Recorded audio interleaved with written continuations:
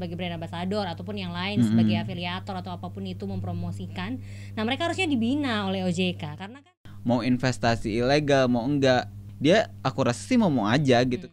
Dan mereka di Instagramnya kok make ini untuk kaya, jadi kita juga ikut aja deh karena percaya gitu mereka aja bisa kaya dalam waktu ya instan kan.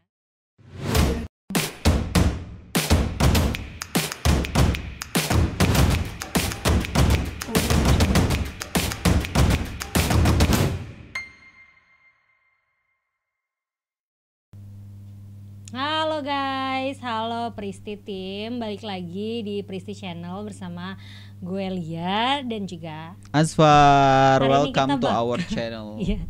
Hari ini kita bakal bahas yang gak kalah menarik ya Asfar pastinya, tapi gue tetap ngingetin untuk kalian subscribe channel YouTube kita Pristi Channel dan juga follow akun sosial media yang kita punya. Kita juga punya portal berita peristiwa24.com. Kalian bisa kunjungi di sana untuk update berita-berita terbaru dan terup to date. Untuk mengetahui sosial media apa saja yang kita punya Instagram, Facebook dan juga stack video. Kalian bisa lihat di description box di bawah. Oke Asfar, hari ini kita mau bahas soal apa nih? Baik, nih di episode kali ini kita masih terkait dengan sebuah tema yang cukup menarik juga nih diangkat gitu, karena akhir-akhir ini masih seputar terkait investasi ilegal. Jadi buntut dari kasus-kasus kemarin itu Kalia jadi belum selesai ternyata masih terus berlangsung meskipun puasa-puasa ya, tapi kepolisian terus mengungkap dibalik dari kasus investasi bodong. Pertama kan kita bahasnya Indra Kents, kita pernah juga bahas di YouTube Pristi Channel. Tapi kalau yang belum nonton boleh nanti di bawah ada link sebelumnya. Kita bahas tuh lebih ke flexing, konten pamer harta. Tapi sekarang tuh kita mau bahas lebih ke ini ya, kesini kok makin banyak nih artis yang ikut terjerat diperiksa dan diperiksa oleh kepolisian. Iya, menurut kamu gimana? Menurut saya sih ketika ada tokoh ataupun yang memang ternyata setelah terungkapnya kasus investasi ilegal oleh Doni Salmanan atau Indra Kents itu bahkan memunculkan nama-nama baru gitu. Tanggapan saya itu gimana ya, mungkin beberapa artis ataupun beberapa yang bahkan mungkin jadi brand ambassador dari suatu produk itu, kripto atau mungkin DNA Pro ataupun Binomo, itu mungkin mereka sebenarnya tidak sepenuhnya tahu akan aplikasi itu. Mereka ya udah ketika ditawarin mau nggak jadi BA, mau nggak jadi iklan, mereka tergiur dong. Maksudnya pasti mereka dengan bayaran yang cukup lumayan besar, menurut aku itu sih menarik gitu sih. Jadi that's why kenapa ada nama-nama lain gitu. Bahkan gak cuman artis-artis yang baru influencer TikTok atau apa gitu, bahkan ada artis-artis papan atas kelas lama gitu. Ya sebut aja kan baru-baru ini kan Ivan Gunawan diperiksa dan dia diketahui pernah jadi brand ambassador. Terus ada juga nama-nama lain itu juga pernah jadi korban juga, kayak DJ Una, kayak gitu-gitu kan. Terbaru ada Rosa juga diperiksa sebagai saksi. Katanya dia pernah diundang ke ke acara itu DNA Pro dan ya uang yang bayaran dia nyanyi di sana akhirnya juga ya harus dibalikin ya. Tapi gimana nih udah nyanyi terus tiba-tiba dibalikin uangnya, menurut kalian gimana sih? Sebenarnya mungkin kalau kasusnya Rosa ya dia nggak tahu ya orang dia diundang, terus ya udah dia kan dibayar sesuai ya pekerjaannya dia nggak tahu kan kalau itu beda cerita kalau misalnya jadi brand ambassador ataupun menjadi korban investasi bodong atau itu kan dia mengajak orang lain untuk menjerumuskan ke investasi itu. Ya itu beda ya. Cuman menurut lo Asfar, kenapa bisa ada artis yang akhirnya bisa menjadi brand ambassador gitu? Apakah mungkin mereka nggak cari tahu dulu atau hanya sekedar kita berani bayar kamu dengan harga yang begitu mahal ya karena memang artisnya juga cukup terkenal ya. Misalnya Ivan Gunawan kan dibayar 1 miliar untuk mempromosikan DNA Pro. Nah akhirnya kan jadi masalah kan karena itu investasi bodong. Menurut kamu gimana? Kenapa kok bisa orang nggak cross check dulu? Ya mungkin Ivan Gunawan mikirnya kayak gini ya. Ketika dia ditawarkan satu pekerjaan atau ketika dia dikasih brief singkat gitu, ini loh DNA Pro tuh, mungkin ya dia mikirnya mau investasi ilegal mau enggak, as long as dia dapat uang gitu, maksudnya dengan jumlah nominal yang besar, dia aku rasa sih mau aja gitu. Karena orang juga sekarang kadang, aku pernah baca beberapa artikel dari OJK ya, OJK itu bilang bahwa memang banyak yang influencer tuh ya nerima uang gitu, nerima uang dalam artian dia nggak cross check, dia nggak melihat track record atau sepak terjang dari perusahaan tersebut, dan ternyata yang dia promosikan itu ilegal gitu. Itu kayak salah atau enggak? Salah, menurut Salah aku kan? salah gitu. Jadi harusnya juga artis yang memiliki udah nama besar kayak Evan Gunawan itu harus lebih hati-hati. Itu kan maksudnya menjaga marwah atau apa ya, Ya menjaga martabah nama baik mereka, mereka, menjaga ya apa ya pekerjaan mereka Iya, juga. Ya, nanti mereka pasti kan juga aku negatifnya ke rasa mereka juga. sudah memiliki beberapa pendapatan di luar itu, selaku entertainer atau selaku artis pastilah bayarannya cukup lumayan. Tapi kan maksudnya manusia nggak pernah puas dong. Ya, dan OJK juga, ya bukan OJK sih, ada pengamat ekonomi yang bilang kalau ya memang seharusnya influencer ataupun artis-artis yang mempromosikan investasi ya, yang ya bakal ya kalau mereka akhirnya tahu bahwa ujung-ujungnya investasi ilegal ini harusnya dibina. Jangan cuma dilepasin, kayak misalnya oke, mereka diperiksa nih. Misalnya contohnya Ivan Gunawan sebagai brand ambassador ataupun yang lain sebagai afiliator atau apapun itu mempromosikan. Nah, mereka harusnya dibina oleh OJK karena kan apa ya? Seharusnya orang yang mempromosikan investasi adalah orang yang dari OJK. Kan mereka yang benar-benar paham kan. Betul. Mana investasi yang tepat bagi masyarakat. Karena ya kita lihat aja akhirnya bahwa banyak orang Tertipu. masyarakat biasa yang jadi korban kan. Karena mungkin seperti ini kali ya, ketika kita percaya satu influencer, namanya influencer ya, memberikan pengaruh nih kepada orang-orang. Gue follow nih misalkan katakan ya mungkin sebelumnya Indra Kents atau Doni Salmanan. Oh, berarti dia tuh terlihat dengan flexingnya dia, kaya raya, pamer harta di mana-mana di media sosialnya, punya Lamborghini, punya ini itu dengan gitu. usia yang sangat muda. Dengan usia muda siapa yang nggak mau Ya gitu. pasti, nah, ya itu itu orang-orang dia. sehingga terjerumus gitu. Kenapa tadi nggak yang dari lembaganya atau dari apanya gitu yang memberikan sebuah tips ataupun membuat oh ini loh investasi yang benar itu. Karena kalau kayak gitu masyarakat nggak percaya gitu. Kayak kurang ya. Karena dia nggak memberikan, dia nggak melihat kayak iya, dan bahkan mungkin anak-anak muda zaman sekarang emang tahu OJK. Nah itu intinya mungkin kurangnya literasi si anak-anak muda terkait dengan ya mungkin investasi yang benar bisa lewat emas atau bisa lewat bank atau mungkin memang bisa di saham gitu kan. Itu sebenarnya legal dan ya nggak ada yang kayak seenak jidat dari bekas tukang parkir tiba-tiba punya harta kekayaan juta rupiah, miliaran bahkan. Iya sih, memang itu yang memang harus apa ya disosialisasikan Betul. lagi, dikenalkan lagi ke anak muda, karena anak muda nih kayaknya lebih banyak tahu kripto dibandingkan kayak saham atau emas gitu kan. Kayak mereka ya kayak tadi Asfar bilang, mereka tuh follow influencer yang hits gitu kan. Jadi kayak kok ini bisa kaya, dan mereka di Instagramnya kok make ini untuk kaya, jadi kita juga ikut aja deh karena percaya gitu mereka aja bisa kaya dalam waktu ya instan kan.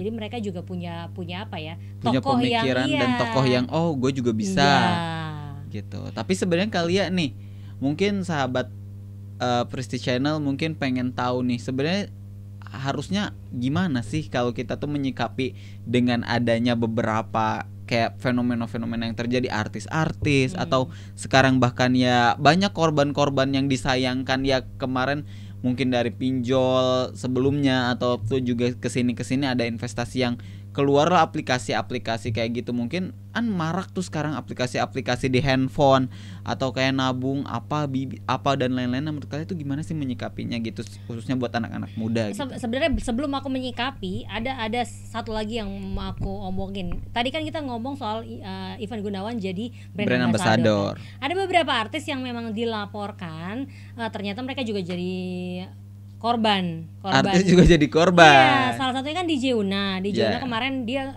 bilang kalau dia tuh jadi korban apa ya, DNA Pro kalau nggak salah. Pokoknya korban investasi bodong ratusan juta rupiah hilang. Artis juga kena juga ya. Iya, juga kena. Sebelumnya tuh ada tokoh ekonomi yang dia juga bilang bahwa investasi bodong tuh biasanya menjerat orang yang mapan, berintelektual. Cuman mereka minim pengetahuan I see. soal investasi. Jadi nggak, yang kita lihat aja sekarang di pemberitaan Pemberitaan. nggak ada kan petani yang kena investasi bodong, iya nggak sih? Korbannya tuh ratusan juta, artinya mereka kan mampu. Banyak uangnya, cuman mereka nggak tahu kan gimana sih memanage uang itu. Mereka tuh fokusnya adalah bisa memutar uang itu, mereka masukin uang segini, dapatnya kan berkali-kali lipat. Betul. Nah itu dia mungkin yang menjawab pertanyaan Asfar tadi, gimana caranya untuk tidak terjebak dalam investasi bodong. Ya sekarang kan masih pandemi ya, walaupun memang sudah perlahan-lahan membaik. Betul. Cuman jangan kita fokus kepada ya kayak gue mau kaya dalam waktu yang instan. Nggak ada itu. Sekarang juga nggak ada ngepet-ngepetan kan, nggak ada yang bisa membuat kita kaya dalam waktu yang cepat. Betul. Kalaupun ada ya kayak Indra Kents, kayak Doni Salmanan, pasti salah kan. Berarti nih kali ya, kalau misalkan kita highlight itu memang korbannya tuh rata-rata orang yang memiliki harta yang cukup lumayan juga ya, nggak ada yang kayak rakyat jelata atau kayak kita lah ya. Iya, polisi berdasarkan penyidikan total kerugian 8M, 5M.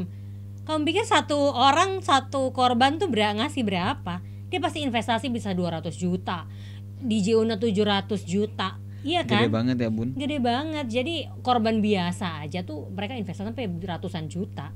Jadi pasti artinya kan mereka punya uang. Tapi mungkin niatnya adalah selama pandemi gue mau uang gue tetap muter nih. Tapi gimana ya yang muternya cepet, aman, tapi sebenarnya nggak aman. Mereka nggak punya pengetahuan soal itu. Dan akhirnya mungkin ditawarkan dengan beberapa tokoh dan artis tadi gitu. Ya intinya adalah beberapa investasi bodong ini adalah platform digital ataupun juga ada robot trading yang menawarkan investasi dengan cara yang mudah.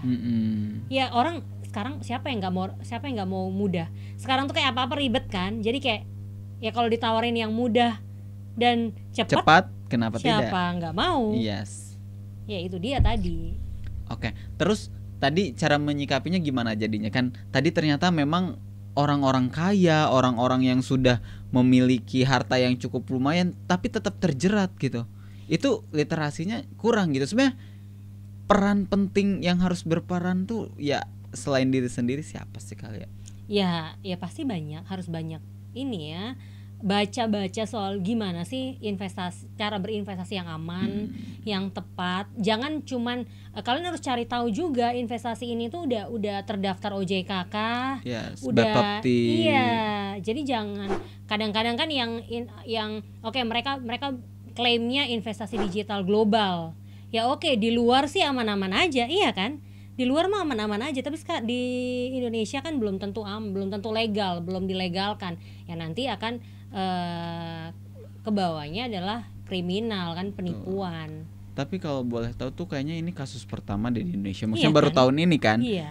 Ramai marak-maraknya tuh pas pandemi gitu. Karena orang-orang pas 2 tahun terakhir pandemi tuh kayak ya ini uang gimana, terus gimana cara mikirnya punya pendapatan lebih, gimana caranya tuh biar si uang itu berkembang. Mungkin ada cara-cara yang kayak money laundry ujung-ujungnya, atau kayak investasi tapi ujungnya malah jadi ilegal gitu. Ya robot trading itu ya mereka gunain sarana promosikan investasi ilegal mereka dengan cara ya membayar influencer ini untuk mempromosikan supaya banyak pengikutnya. Itu juga salah satu cara money laundry sih, pencucian uang sih. Supaya makin banyak orang yang tahu dan uangnya yang dapat kan makin besar. Tuh gitu Presti Tim. Ya intinya adalah kalian harus tahu dulu, punya pengetahuan. Kalau ragu, kalian cari di Google. Jangan ya di Google kan kayaknya semua informasi ada di situ ya. Carilah di sumber-sumber terpercaya kayak ya sudah pasti OJK, Bapepti. Cari investasi yang sudah terdaftar secara legal di mereka. Tapi kali ya pertanyaannya, apakah ada investasi yang ketika katakan mungkin kripto, ada kripto legal kan? Ada. Tapi itu juga ketika kita investasi katakan 50 juta, apakah itu juga akan bertambah gitu? pasti akan bertambah. Tapi kan Beternaknya tuh kayak semua, nggak tapi kan yang semua di dalam investasi itu kan ini kan naik turun, ya, fluktuatif. semua pasti ada hitung-hitungannya. Makanya jangan kalian berharap bahwa oke, gue masukin misalnya 10 juta, gue mau langsung dapetin seminggu kemudian adalah 20 juta. Itu mustahil. Gak ada investasi yang bisa naik secepat itu. Semua ada naik turunnya. Saham pun ada apa ya, sentimen negatif positifnya kan. Aswar ekonomi tadi tahu dong. Jadi kayak semua tuh ada hitung-hitungannya. Jadi ya intinya nggak ada yang instan. Kaya nggak ada yang instan. Kalau instan pasti harus dipertanyakan. Bahkan mie instan aja harus direbus dulu Iya. pakai air, nggak langsung dimakan. Iya kan, ya kalau dimakan bisa juga, cuman kan sakit perut. Itu dia, itu sebenarnya apa ya? Jadi tanda Perumpamaan loh, dan iya jadi kan? tanda. Bahwa sesuatu yang instan tuh tidak selamanya baik. Gitu. Semua butuh proses. Jadi buat teman-teman ya, walaupun memang sekarang pandemi sudah mulai membaik ya, tapi kita harapin bahwa jangan pernah tergoda dengan hal-hal yang cepat, instan. Itu sebenarnya hal-hal yang sebenarnya menjerumuskan. Nah itu, jadi itu bisa jadi pelajaran lah ya buat kita terkait dengan beberapa kasus, mungkin artis-artis juga yang memang sudah terjerat. Tadi kita balik lagi ke kasus DNA Pro, kasus lagi investasi ilegal bodong gitu. Itu karena kayak memang mereka juga yang sudah punya uang tapi juga ingin coba mendapatkan uang. Jadi rasa puas manusia itu kadang tidak pernah ada habisnya. Ketika kita sudah achieve something, bukannya bersyukur tapi malah pengen something achieve yang lebih gitu. Ya kalau bisa dapat yang lebih, ya kenapa enggak, walaupun memang caranya salah. Yes. Oke Kalia, sebelum ini aku mau tanya nih, sebenarnya kalau Kalia tipe investasi nih, kalau kita berbicara investasi nih, investasi macam-macam nih, kalau Kalia tuh lebih prefer kemana nih investasi itu? Kadang orang ada juga yang maksudnya masih awam atau apa di apa ya, mengantisipasi dengan adanya investasi ilegal seperti ikut DNA Pro atau aplikasi-aplikasi yang mungkin belum jelas, yang cuma ngikut-ngikut influencer. Yang aman itu yang seperti apa sih Kalia? Yang menurut Kalia semua orang kan bisa beda-beda diaplikasikan? Ya. Semua beda-beda tergantung pengetahuan, budget juga kan Budget, beda-beda iya, kan. benar. Jadi aku sih cari yang aman ya sebenarnya. Kayak emas ataupun dolar. Jadi kan ya walaupun memang pasti akan ada naik turun, tapi nggak terlalu jauh gitu loh. Kadang-kadang kan kalau aku beberapa kali juga sempat kripto. Tapi kan maksudnya kalau turun bisa turun banget. Dan selama ini aku belum pernah naik, curhat. Dan itu yang membuat kalian jadi agak stres ya, maksudnya nggak mau ruginya. Iya dong. Tapi aku juga nggak mau main binomo. Agak takut ya. Aku pernah main kripto, jadi tapi kripto legal ya. Tolong digaris bawahi jangan sampai gue ditangkap. Jadi kripto legal, dan itu tuh kayak lama banget dan naiknya seiprit, dan begitu turun, wah turunnya drastis. Mohon maaf curhat.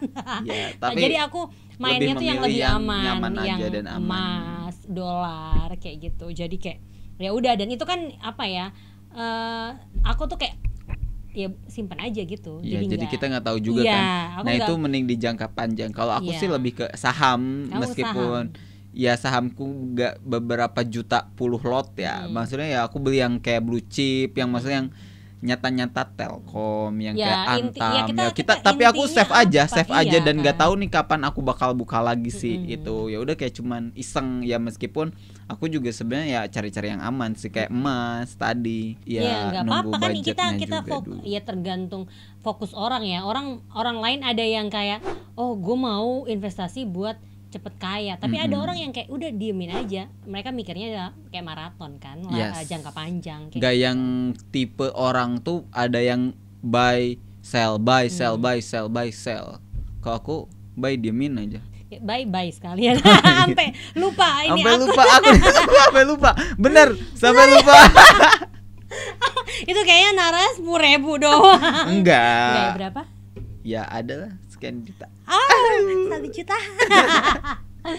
Ya intinya apapun itu kita harus tetap punya pegangan, dan investasi itu penting. Aku nggak punya pegangan, gimana? Nggak punya gandengan, nggak punya pegangan, jomblo. Jangan curhat. Jadi apapun itu ya kalian harus mikirin simpanan untuk masa depan. Cuman kalian harus tahu dulu investasi mana saja yang legal dan di kemudian harinya tidak menjadi permasalahan. Oke, jadi itu ya mungkin teman-teman bisa mengambil hikmah ataupun sisi positif dari investasi itu, bahwa investasi ilegal itu ataupun tadi dengan kita hanya cuman tergiur secara instan, ikut-ikut influencer itu tidak akan berdampak semaksimal gitu, dan ketika kalian malah ruginya rugi banget Ruginya gitu. malah wah parah. Kayak kalian kalau tadi curhat terkait kripto bahkan gak naik-naik lagi kan, Iya, jadi males kan. Jadi males. Nah itu gitu Ya, sih. pokoknya Jadi carilah yang aman nyata-nyata aja ya. Yang pasti-pasti aja. terus terkait dengan influencer tadi juga, ya semoga kedepannya Jadi gitu pembelajaran. jadi pembelajaran buat kita yang masih awam, anak-anak muda gitu, yang masih kuliah atau yang masih mungkin punya uang nih tapi bingung mengalokasikannya kemana. Alokasikanlah ke Indomaret. Habis Belanja. dong itu. Oke deh, thank you buat teman-teman yang udah nonton. Semoga ini inspiratif ya, Betul. bisa menjadi pencerahan bagi teman-teman semua. Pastinya kita akan balik lagi dengan topik-topik yang menarik. Di Jangan lupa episode tetap lainnya. di subscribe. Oke, Oke. gue Lia. Asfar. Bye-bye. Bye-bye.